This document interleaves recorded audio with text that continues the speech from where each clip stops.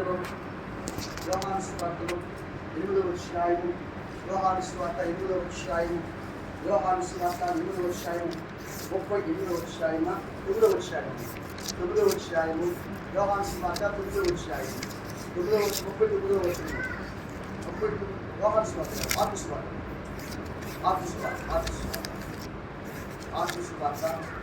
8వ అధ్యాయము, మార్కు సువార్త 8వ అధ్యాయము 23వ వచనం.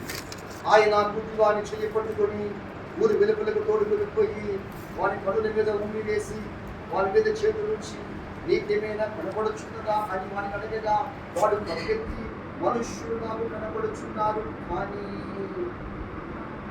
వారు శట్ల వలె ఉంటాడండి.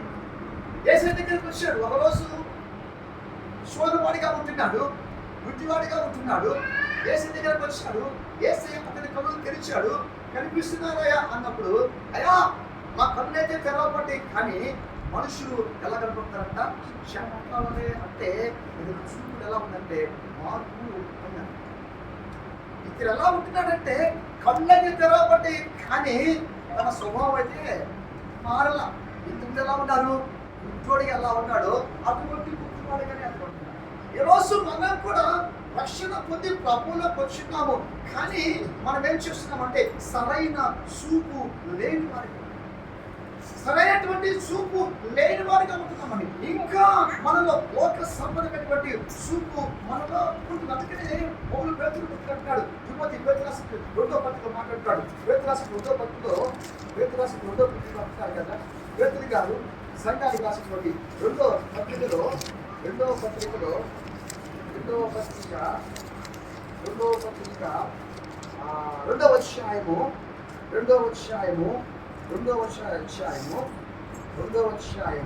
14వ వచ్చినట్లయితే వ్యభిచారులను చూచి ఆశించుచు పాపము మానలేని కన్నులు గలవారును అస్థిలు లేని వారి మనసులను మరులు కొలుపుచు ఓపికనందు సాధకు చేయబడినటువంటి హృదయముల కలవారమును శాపగ్రస్తులమైనను. రక్షణ పొంది ఉన్నాము కానీ హృదయంలో మార్పు లేదు, మనసులో మార్పు లేదు, ఆలోచనలో మార్పు లేదు, మన మాటలలో మార్పు లేదు. మన చూపులు ఎలా ఉన్నాయంటే ఇంకా ఆ పాపాలనే రాసుకున్నాడే కానీ సరైన నడక నీకు ఉంటువాడిగా ఉంటున్నాడు. ఇతనికి చూపు వచ్చింది కానీ ఇతను ఎలా ఉంటున్నాడంటే చూడని వాడుగా ఉంటున్నాడు. వారు దేవుడితో యేసుక్రీస్తు ప్రభుతో ఉంటూ ఉన్నారు కానీ అల్ప విశ్వాసులుగా వారు దేవుడు మాట్లాడతాడు. ఈ 40 సంవత్సరాలు జీవించిన ఈ జీవితము ఇంకా చాలయా, ఎక్కడైనా నువ్వు ఏం చేస్తావంటే ఇక్కడ నుంచి కదిలి ఆత్మ సంబంధం నువ్వు ముందుకు ఈ లోకములో ఉన్న వాటి కోసం ప్రయాసపడుతున్నాము. ఉద్యోగాల కోసం ప్రయాసపడుతున్నాం, తిండి కొరకు ప్రయాసపడుతున్నాం, బట్ట కొరకు ప్రయాసపడుతున్నాం, ఇదిగో ఇంటి కొరకు ప్రయాసపడుతున్నాం. ఈ లోక సంబంధమైన అక్కడ కొరకు మనం ప్రయాసపడుతున్నాము కానీ పరలోక రాజ్యంలో చేరడానికి ఒక ప్రయాస మనము లేని వారు. ఆత్మను పొందుకోవటానికి, అభిషేకమును పొందుకోవటానికి, దేవుని శక్తిని పొందుకోవటానికి, ఆత్మీయ జీవితంలో ఎదగటానికి ప్రయాస లేని వారిని అంటారు కదా. ఎక్కడైనా సరే మీరు ఇక్కడ నుంచి మీరు కదలండి. మన ఆత్మీయ జీవితంలో ఎలా ఉంటున్నామో ఒకసారి ప్రార్థన చేసుకో. 38 సంవత్సరాలుగా అక్కడే ఉన్నాడు కానీ స్వస్థత అతనికి లేదు. రక్షణ పొంది ఇన్ని సంవత్సరాలకి మనకు ఆత్మ లేదు, శక్తి లేదు, బలము లేదు, అభిషేకం లేదు, ప్రార్థనలో ఒక ఎత్తైనటువంటి జీవితం మనకు లేదు. అందుకనే శిష్యులు ప్రభుత్వ మాట్లాడారు, అయ్యా మా విశ్వాసమును పెంపొందించేయాలని ప్రార్థించారు. ఈ రోజు నీ ప్రార్థన ఎలా ఒకసారి నువ్వు దేని కొరకు నువ్వు ప్రార్థించుకుంటున్నావు? నువ్వు రోజంతలో నువ్వు ప్రార్థన కూర్చున్నప్పుడు దేని కొరకు నువ్వు ప్రార్థించుకుంటున్నావు? దేని కొరకు నువ్వు దేవుడు అడుగుతుంటామని ఆత్మ సంబంధమైన ఎదుగుదల నీలో ఉందా? ఆత్మ సంబంధమైన పనిపునిలో ఉన్నా చక్కగా మాట్లాడుతుంది. ఇప్పుడే గడ్డని చెట్టు వేరున ఉంచబడి ఉన్నది. ఇదిగో ఫలించని ప్రతి చెట్టు మరి ఫలించకపోతే మనం దేవుడు ఇంకే రాజ్యంలో మనము ఎంత కాలమో ఆరాధనకి కూర్చొని ఈ గంట 2 గంటల సేపు కూర్చొని పోయినంత వాటన మనం మురిగేది లేదు. కానీ మన హృదయంలో మార్పు రావాలా, మన మనసులో మార్పు రావాలా, మన చిత్తులో మార్పు రావాలా. దేవుడు మాట్లాడతాడు, నోవాహు ఈ తరము వారిలో నీవు మాత్రమే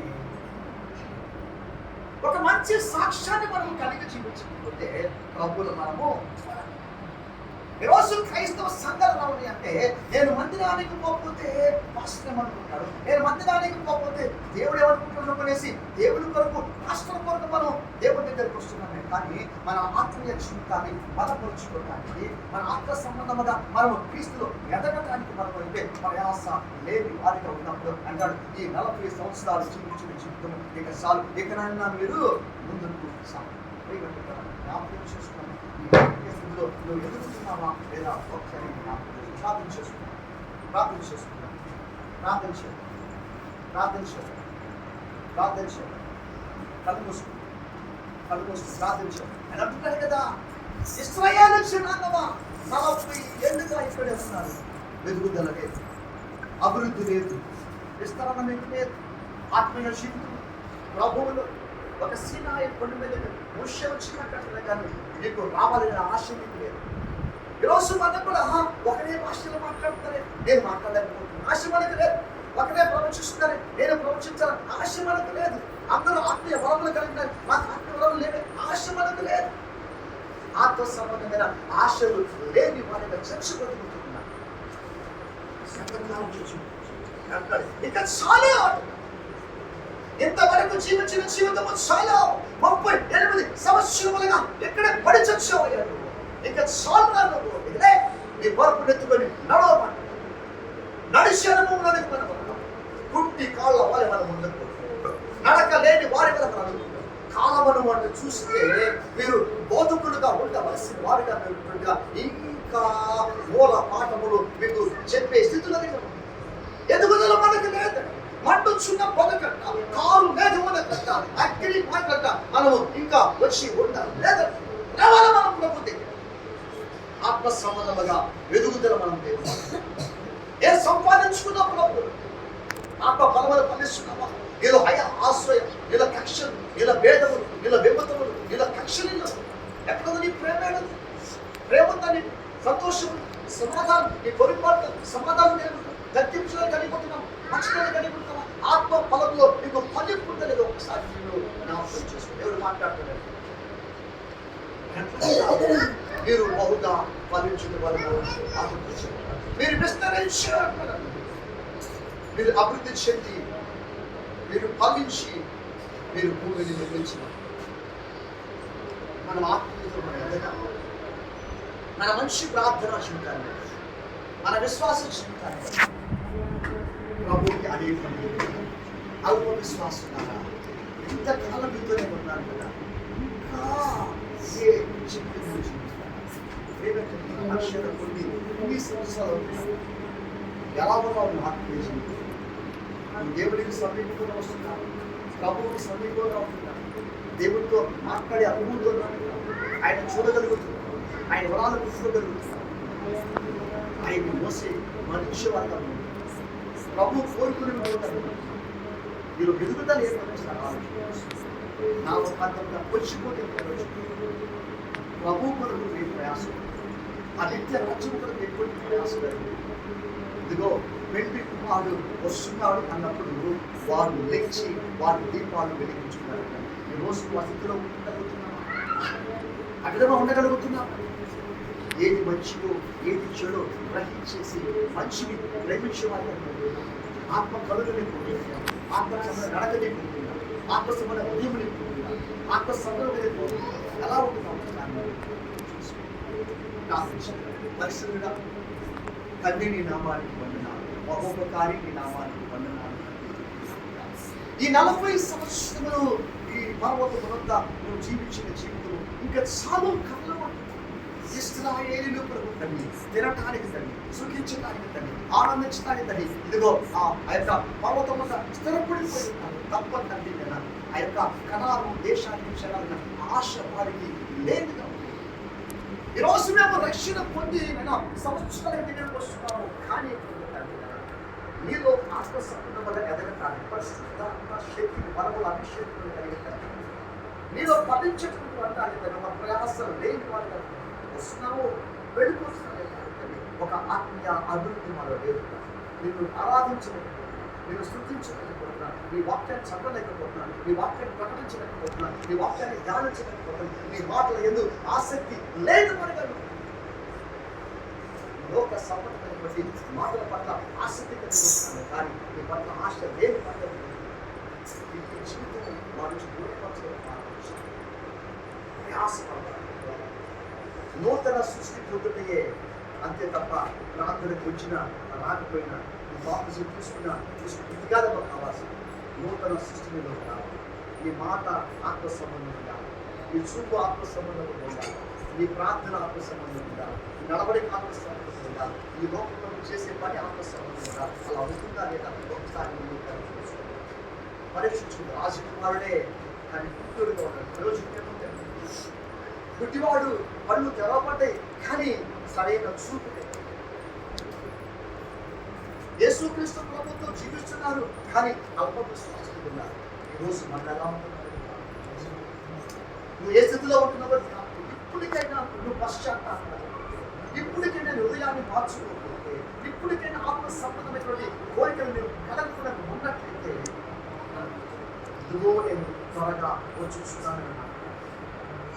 ఆయన మనకు సిద్ధపరిచి ఇచ్చిన జీవితాన్ని మనకు ఆయన కోరుకుంటున్నాం. ఎలా ఉన్నాం? జీవితము తీసుకునే స్థితిలో మనం ఉంటున్నామా? నీ మనసు మారిందా? నీ బ్రతుకు మారిందా? నీ జీవితం మారిందా? నీ హృదయం మారిందా? నీ ఆలోచన మారిందా? నీ ప్రవర్తన మారిందా? మానవ మార్పు చెందావా? నువ్వు ప్రభువులో నిత్య రాజ్యంలో జీవించుకుంటావు. ఇంకా మార్పు లేకుండా ఉన్నట్లయితే ఇప్పుడు మనకు జీవించిన జీవితం ఇంకా చాలు. ఈ క్షణం నుంచి మనము ఆత్మీయ అభివృద్ధి కొరకు ప్రయాసపడతాం. పరిశుద్ధ జీవాధిపతి తండ్రి నీ నామానికి వందనాలు. ఏ స్థితిలో ఉన్నామో, ఏ బలహీనతలో వచ్చినామో తండ్రి నీకు ప్రయాసకరంగా మేము ఉన్నాము. ఆత్మీయ జీవితంలో అభివృద్ధి లేని మనం మాట్లాడుతున్నారు. ఆత్మీయ జీవితంలో అభివృద్ధి చెప్పమంటారు. మేము ఆత్మపరమును ఫలిస్తుందని, ఆత్మ జీవితంలో ఎదుగుతూ పడుతుందని, అయా నీలో నీకు సమీపంగా ఉంటుందని, ఏ సైతాన్ని ఒక మంచి ఆత్మ సంబంధమైన ప్రయాస కలిగిన వారిగా చూపించడానికి ఎవరి హృదయాల్లో కలిగి వారిని ప్రేరేపించారు. ఇక నుంచి నేను ప్రార్థనలో ఎదగాల, ఆత్మీయంగా ఎదగాల, వాక్యాల జీవితంలో ఎదగాల, ఆత్మను పొందుకోవాలి, అభిషేకాన్ని పొందుకోవాలి, వరమును పొందుకోవాలి. ఒక స్థిరమైనటువంటి ఒక నిర్ణయాన్ని తీసుకుని కలిగిన ఆత్మ సంబంధమైన ఫలించేటువంటి వారిగా సంఘాన్ని నిలబెట్టుకుని నేను ప్రార్థన చేస్తున్నాను. ఇదిగో వారి కుటుంబాలను ప్రార్థన చేసుకో. ఏ అక్కర్లు కలిగి ఉంటారో, ఏ అవసరాలు కలిగి ఉంటారో కానీ తండ్రికి నామాన్ని ప్రతిదీ మీకు అవసరం ప్రార్థించుకుంటారు కానీ తండ్రి వారు అడగక ముడిపోయి కానీ వారికి ఏది కావాలో కానీ అది వారిని దయచేసుకుంటారు. ప్రతి కుటుంబం చుట్టూ మీ కనెక్షన్ ప్రాపర్ దయచేసిన ప్రతి కుటుంబాన్ని రక్షణ దీనికి ఆచరించిన వారి యొక్క సమయంలో మేము విషయాన్ని ఆరాధించండి. వారి కుటుంబండి మా అందరి కుటుంబాలు తోడుగా ఉండి కాచి కాపాడగలండి. ఏసీగా ప్రతి ఒక్కరు నామూలు ప్రార్థించి అడిగి వేడుకుంటున్నాము తండ్రి. ఆమె ఏసు గురించి శిల్ప గురించి ప్రవేశనామను సంపూర్ణించి అపవాదమైన నాశనము లైను కలుగును కాక. ఆమె మన పరమతైనటువంటి తండ్రి కృప, మన రక్షకుడు మన ప్రభువైన యేసుక్రీస్తు ప్రభువు యొక్క ప్రేమ, పరిశుద్ధాత్మ దేవుని యొక్క అన్యోన్య సహవాసం రోజు ఆత్మ సంబంధమైన ఎదగాలి అని ఆశపడుతున్నటువంటి వారు, చేరువచ్చినటువంటి వారు, సదాకాలం కోరిక